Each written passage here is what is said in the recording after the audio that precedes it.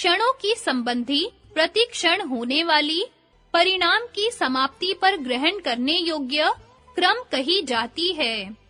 अन्व्यार्थ प्रतिक्षण होने वाली परिणाम की समाप्ति पर जानी जाने वाली क्रम है। व्याख्या क्षणों की निरंतर धारा के आश्रित जो परिणामों की निरंतर परंपरा है उसको परिणाम क्रम कहते हैं। अर्थात क्षण-क्षण में जो प्रत्येक वस्तु में परिणाम होता रहता है उसको क्रम कहते हैं। परिणाम इतना सूक्ष्म होता है कि ग्रहण नहीं हो सकता। जैसे वस्त्र कितना ही सुरक्षित क्यों ना रखा जाए, एक समय पर इतना जीर्ण हो जाता है कि हाथ रखने से फटने लगता है। यह परिणाम का क्रम उसी समय नहीं हुआ, बल्कि प्रत्येक क्षण में होता रहता है, परंतु इतने सूक्ष्म रूप में हो रहा था कि देखा नहीं जा सकता था। अंत में बहुत से परिणामों का स्थूल रूप में होने पर वह दिखलाई देने लगा। यही गुणों के धर्म परिणाम और लक्षण परिणाम का क्रम है, अर्थात परिणामों की जो आगे पीछे की एक धारा है वह क्रम है। किसी क्रम का आरंभ एक विशेष क्षण में होता है और समाप्ति एक दूसरे क्षण में। पहले क्षण को जहां से क्रम आरंभ होता है, पूर्वांत और अंतिम क्षण को जहां यह क्रम समाप्त होता है, अप्रांत कहते हैं। यह क्रम धर्म, लक्षण और अवस्था तीनों परिणामों में पाया जाता है। ऊपर वस्त्र के उदाहरण से बताया है कि अवस्था परिणाम का क्रम सूक्ष्म रूप से होता हुआ दिखाई नहीं देता। धर्म और लक्षण परिणाम का क्रम भी जो दिखलाई देता है वह भी कई परिणामों का स्थूल रूप ही है। जो क्रम प्रत्येक क्षण में सूक्ष्म रूप से होता रहता है वह इनमें भी साक्षात दिखाई नहीं देता। यह परिणाम क्रम गुणों में बराबर होता है। यदि यह शंका हो कि गुण तो नित्य हैं, उनमें परिणाम कैसे हो सकता है, तो उसका समाधान करते हैं। अतीतावस्था से शून्य होना मात्र ही नित्य का सामान्य लक्षण है, न कि अपरिणामी होना। इसलिए नित्यता दो प्रकार की होती है, एक कूटस्थ नित्यता, दूसरी परिणामी नित्यता। पहला कूटस्थ नित्यता, स्वरूप से सदा एक बना रहना और किसी प्रकार का परिणाम न होना, यह पुरुष की नित्यता है, जिसमें वह सदैव एक रूप में बना रहता है और उसमें कोई परिणाम नहीं होता। दूसरा परिणामी नित्यता, अवस्था से परिणाम होता रहना, स्वरूप से सदा एक बने रहना। यह परिणामी नित्यता गुणों की है। गुण परिवर्तन को प्राप्त होते हुए भी स्वरूप से नष्ट नहीं होते हैं। उन नित्य धर्मी गुणों के परिणामों की कोई अंतिम सीमा प्रतीत नहीं होती। जहाँ सीमा प्रतीत होती है वह अन्य धर्मियों की है जो अनित्य है, जैसे बुद्धि, इंद्रिय, तन्मात्रा, पांचों भूतों, शरीर आदि। अब यह शंका होती है कि स्थिति और गति अर्थात सृष्टि प्रलय प्रवाह रूप से जो गुणों में वर्तमान संसार क्रम है, इस क्रम की समाप्ति होती है या नहीं। यदि समाप्ति मानी जाए तो ऊपर जो कहा गया है कि गुणों के परिणाम की कोई अंतिम सीमा नहीं, इसका खंडन होता है। और यदि समाप्ति न मानी जाए तो पूर्व सूत्र में गुणों के क्रम की समाप्ति क्यों कही? यह प्रश्न एकांत वचनीय नहीं है, अर्थात एक बार ही हाँ अथवा ना में उत्तर देने योग्य नहीं है, किंतु अवचनीय है। प्रश्न तीन प्रकार के होते हैं। पहला एकांत वचनीय, जो नियम से एक ही समाधान द्वारा उत्तर देने योग्य है। दूसरा विभज्य वचनीय, जो विभाग पूर्वक उत्तर देने योग्य है। तीसरा अवचनीय, जिसका उत्तर एकांत रूप से एक प्रकार से कहने योग्य नहीं होता। जैसे क्या सब जगत जो उत्पन्न हुआ है मरेगा? उत्तर हाँ, अवश्य मरेगा।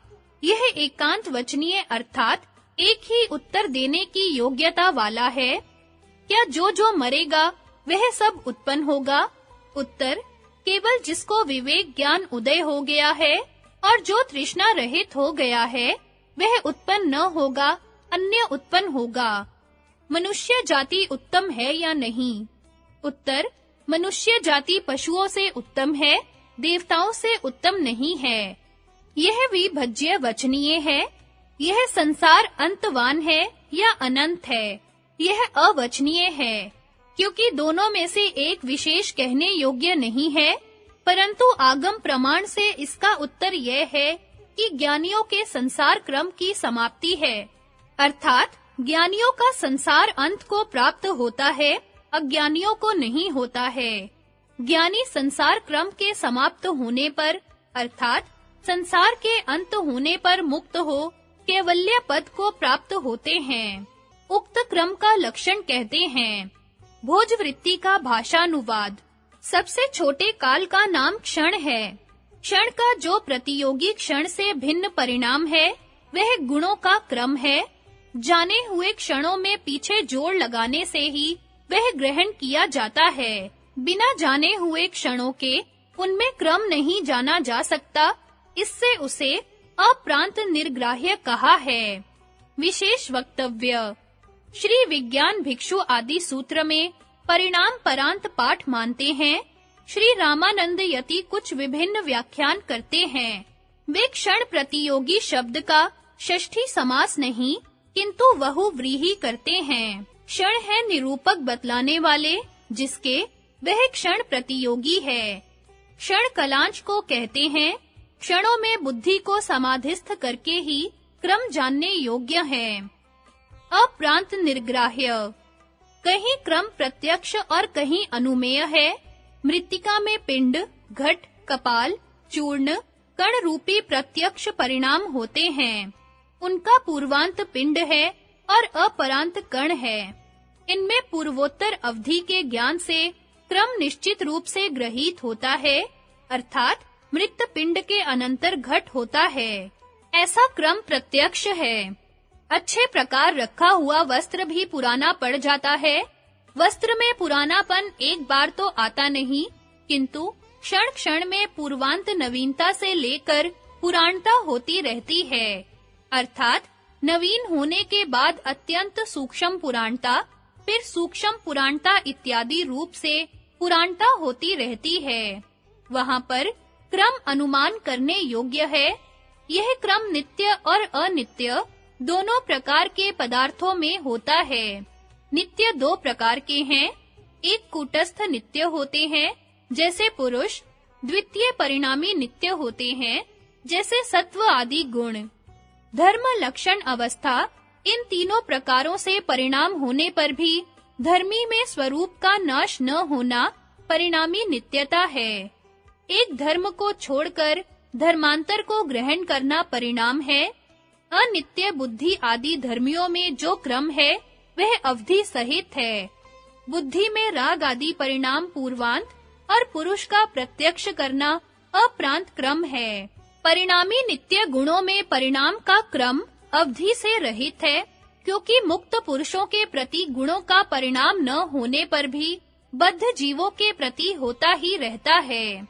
प्रश्न: सब जीव मुक्त हो सकते हैं या नहीं?